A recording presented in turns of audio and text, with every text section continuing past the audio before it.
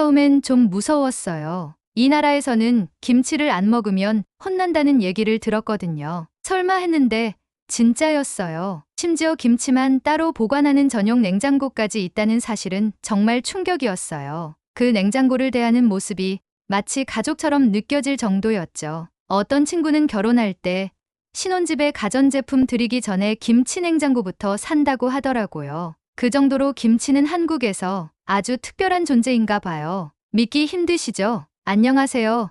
저는 프랑스 파리에서 온 클로에입니다. 원래는 유럽 발효 음식 전문 유튜브 채널을 운영하고 있었어요. 특히 프랑스 치즈, 독일의 사우어크라우트, 이탈리아의 발사믹, 식초 같은 유럽의 다양한 발효 음식의 역사와 제조 과정을 소개하는 콘텐츠를 만들었죠. 제 채널은 구독자 30만 명 정도의 작지만 충성도 높은 커뮤니티였어요. 어느 날 한국인 팬 중 한 명이 제 이메일로 한 영상을 보내왔어요. 제목은 단순히 김장 문화였고 처음에는 그게 뭔지도 몰라서 열어보지 않으려 했어요. 하지만 그 팬은 계속해서 메시지를 보내며 꼭 한번 봐달라고 간절히 부탁했죠. 그래서 어느 비 오는 파리의 오후 커피 한 잔을 마시며 영상을 틀었습니다. 마치 의식처럼 수십 명이 한꺼번에 손을 맞대고 배추를 절이고 양념을 버무리는 그 모습은 솔직히 처음엔 좀 무서웠습니다. 뭔가 비밀의식 같았거든요. 할머니부터 어린아이까지 모든 세대가 모여 똑같은 동작을 반복하며 수천 포기의 배추를 손질하는 광경이 꽤나 이질적으로 느껴졌어요. 그 빨간 양념은 마치 피처럼 보이기도 했고 전체적인 분위기가 어떤 종교적 의식 같다는 인상을 받았습니다. 그런데 그 영상이 계속 머리에서 떠나질 않았어요. 대체 저 사람들은 왜 저렇게 정성스럽게 배추를 다루는 걸까? 뭐가 그렇게 중요하길래 모두가 모여 저걸 하고 있는 걸까? 이건 꼭 직접 봐야겠다고 생각했죠. 게다가 제 채널의 콘텐츠가 유럽에만 한정되어 있다는 한계를 느끼고 있던 참이었어요. 아시아의 발효 음식 문화를 소개하면 구독자들에게도 새로운 경험이 될 것 같았습니다. 그렇게 저는 유튜브 채널 수익금을 모아 처음으로 한국이라는 나라에 발을 디뎠습니다. 솔직히 말하면 한국에 대해 아는 것이라고는 K-팝과 한국 영화 몇 편, 그리고 김치가 전부였어요. 언어도 전혀 모르는 상태였고 간단한 인사말만 겨우 외웠을 뿐이었죠. 인천공항에 도착했을 때의 첫 느낌은 압도적이었어요. 모든 것이 너무 빠르고 체계적이고 현대적이었죠. 서울로 향하는 공항철도에서 창밖을 바라보며 생각했어요. 이 현대적인 도시에서 어떻게 그렇게 전통적인 김장 문화가 살아있을까? 마치 두 개의 다른 세계가 공존하는 것 같았습니다. 제가 묵은 게스트하우스의 주인인 미나 씨가 영어를 꽤 잘했어요. 저의 방문 목적을 알고는 흥미로워하며 여러 정보를 주었죠. 김장은 주로 늦가을에 집중적으로 이루어지는 행사이고 지금은 봄이라 직접 보기는 어려울 것이라고 했어요. 하지만 전통시장에 가면 다양한 종류의 김치를 구경할 수 있을 거라고 조언해 주었습니다. 미나 씨의 추천으로 다음날 광장시장을 방문했어요. 그곳은 제가 상상했던 것보다 훨씬 더 다채롭고 활기찼습니다. 수많은 음식 냄새가 뒤섞이고 상인들의 활기찬 목소리가 가득한 그곳에서 처음으로 진짜 김치를 맛보게 되었어요. 한 친절한 할머니 상인이 여러 종류의 김치를 맛보게 해주셨는데 처집의 그 강렬한 맛에 눈물이 나올 뻔했습니다. 매웠지만 동시에 신선하고 복합적인 맛이 입안에 퍼졌어요. 특히 배추김치의 아삭한 식감과 깊은 감칠맛은 제가 알던 어떤 발효 음식과도 달랐습니다. 그날 저녁 게스트하우스로 돌아와 노트북을 펼쳐 그날의 경험을 기록했어요. 그리고 미나 씨에게 김장을 직접 경험할 수 있는 방법이 없는지 물어봤죠. 미나 씨는 잠시 생각하더니 자신의 고향인 전라도 시골 마을에서 간혹 외국인들을 위한 문화 체험 프로그램을 진행한다고 했어요. 봄이라 김장은 아니지만 소규모로 김치를 담그는 체험은 가능할 거라고요. 다음 날 미나 씨의 도움으로 전라도의 작은 마을 해솔마을로 향하는 기차표를 예매했어요. 서울에서의 스트레스와 혼란이 가시고 창밖으로 펼쳐지는 한국의 시골 풍경에 마음이 차분해졌습니다. 푸른 산과 들판, 그리고 곳곳에 자리 잡은 작은 농가들. 이런 곳에서라면 진짜 한국의 전통 음식 문화를 경험할 수 있을 것 같았어요. 해솔마을에 도착하자 미나 씨의 어머니인 박순자 할머니가 마중 나와 계셨어요. 70대 중반의 나이에도 불구하고 허리 곧게 펴고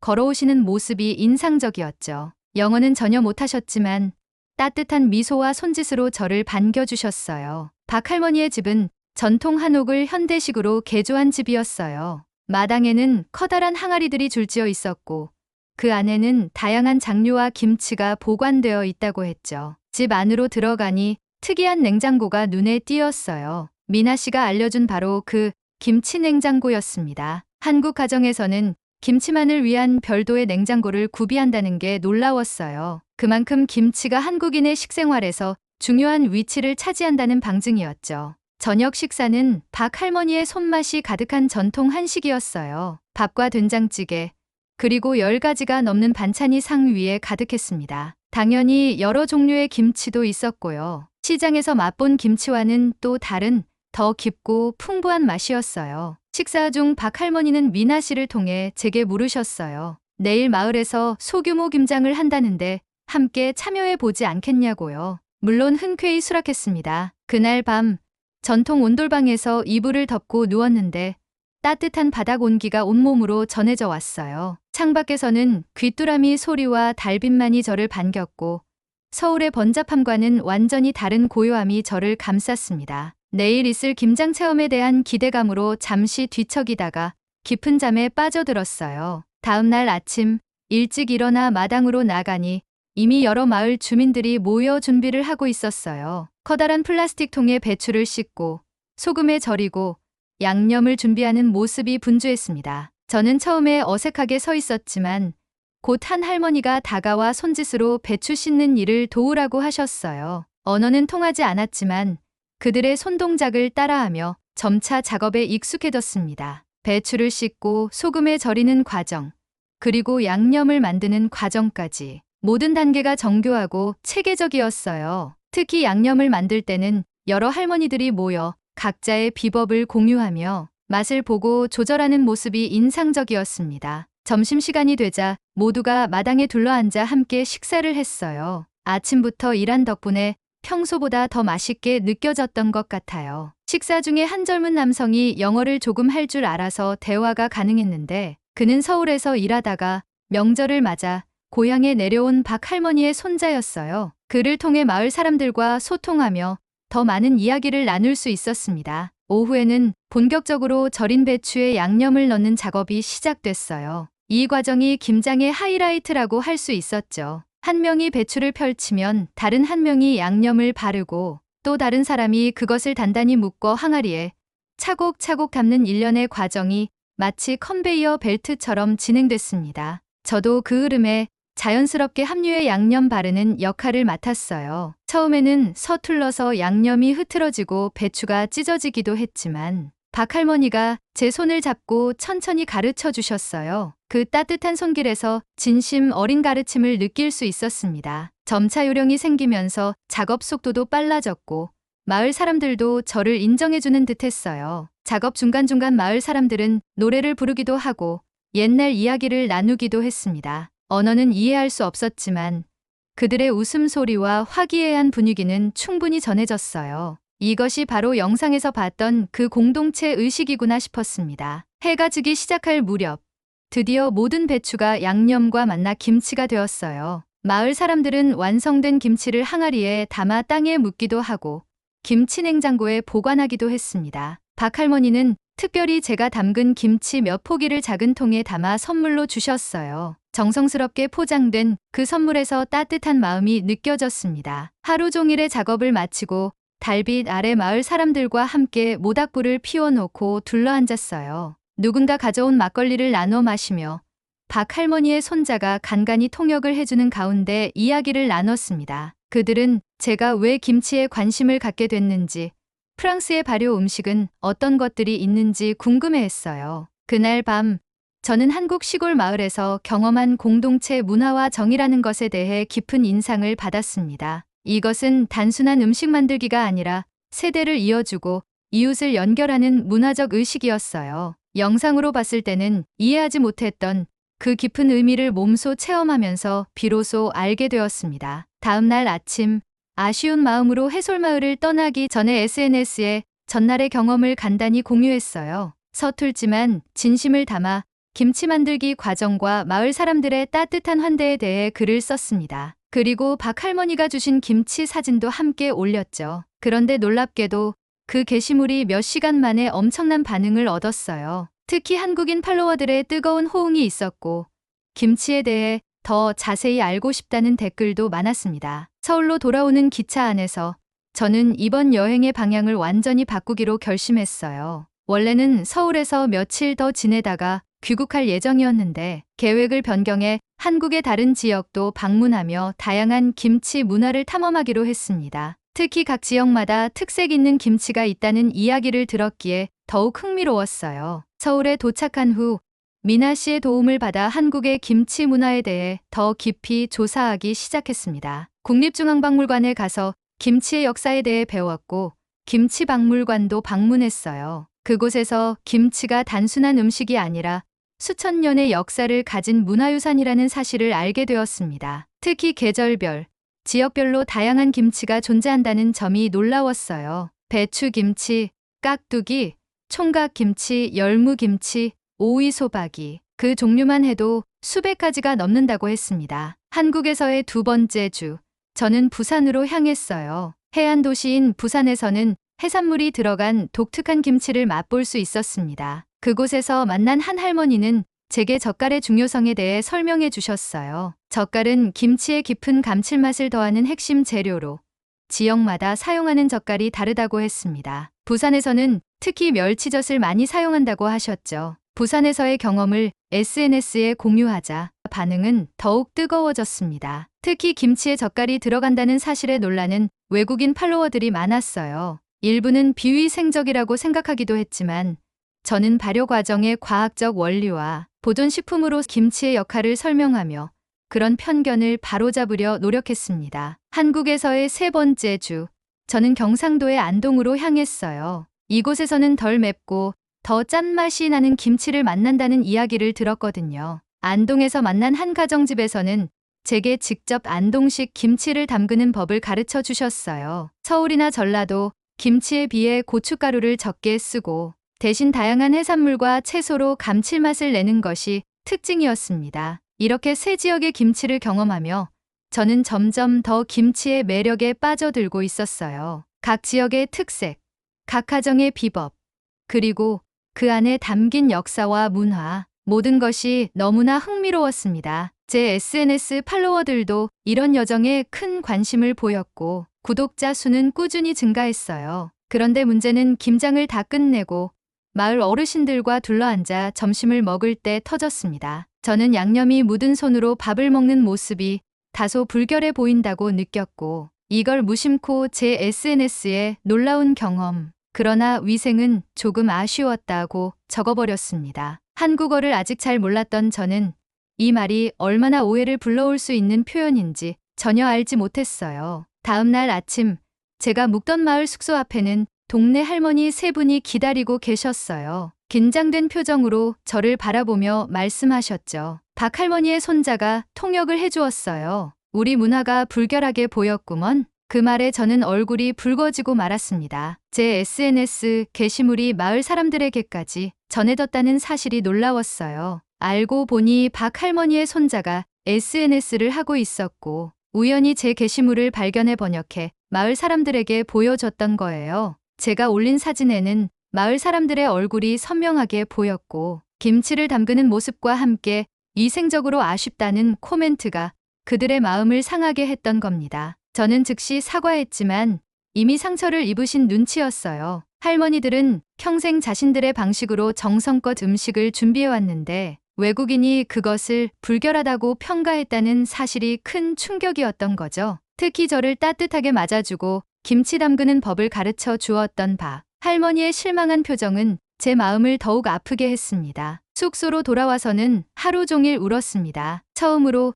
정이라는 것을 느꼈던 그곳에서 정작 저는 그 정을 제대로 헤아리지 못했구나 싶었죠. 솔직히 그날 밤엔 비행기 티켓을 끊고 돌아가려고 했습니다. 이미 SNS에는 제 게시물에 대한 비판적인 댓글들이 쏟아지고 있었어요. 특히 한국인 팔로워들은 제가 그들의 문화를 존중하지 않는다고 느꼈던 것 같았습니다. 결국 저는 사과의 의미로 그 게시물을 삭제하고 새로운 글을 올렸어요. 제가 얼마나 무지했는지, 그리고 진심으로 사과한다는 내용이었죠. 하지만 마음속 깊은 곳에서는 여전히 혼란스러웠어요. 위생에 대한 기준은 문화마다 다를 수 있다는 것을 이해하면서도 제 눈에 보였던 것을 솔직하게 표현한 것뿐인데 왜 이렇게 큰 문제가 되었는지 완전히 이해하기 어려웠거든요. 하지만 이튿날 아침 숙소 문 앞에 작고 낡은 김치통 하나가 놓여 있었어요. 뚜껑을 열자 익숙한 고춧가루 향과 함께 손글씨 편지가 눈에 들어왔습니다. 한글로 쓰여 있었지만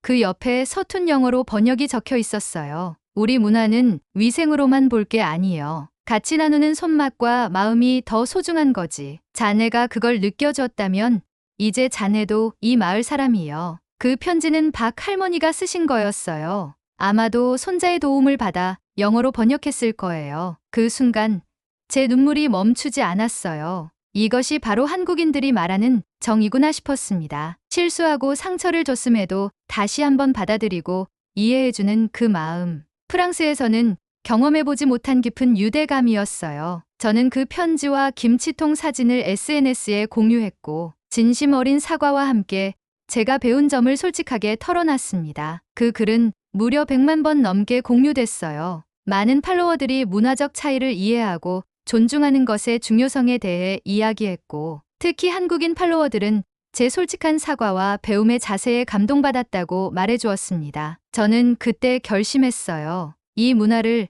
이 따뜻함을 전 세계에 알려야겠다. 그날 이후로 저는 한국에 더 오래 머물기로 했어요. 비자를 연장하고 언어 교환 프로그램에 등록해 기초적인 한국어를 배우기 시작했습니다. 그리고 김치의 정이라는 새로운 유튜브 시리즈를 시작했어요. 이 시리즈에서는 단순히 김치 만드는 방법만 소개하는 것이 아니라 김치 속에 담긴 한국인의 정서와 문화, 그리고 공동체 의식을 함께 전달하고자 했습니다. 첫 에피소드는 해솔마을에서의 경험을 담았어요. 박할머니의 허락을 받아 김치 담그는 과정을 촬영했고 인터뷰도 진행했습니다. 박할머니는 카메라 앞에서 수줍어 하셨지만 김치에 대한 이야기가 나오자 눈을 반짝이며 50년 넘게 쌓아온 비법을 자랑스럽게 공유해 주셨어요. 특히 김치는 혼자 담그는 게 아니라 여럿이 함께 담가야 제맛이 난다는 말씀이 깊은 인상을 남겼습니다. 그 영상은 예상보다 훨씬 큰 반응을 얻었어요. 특히 외국인 시청자들은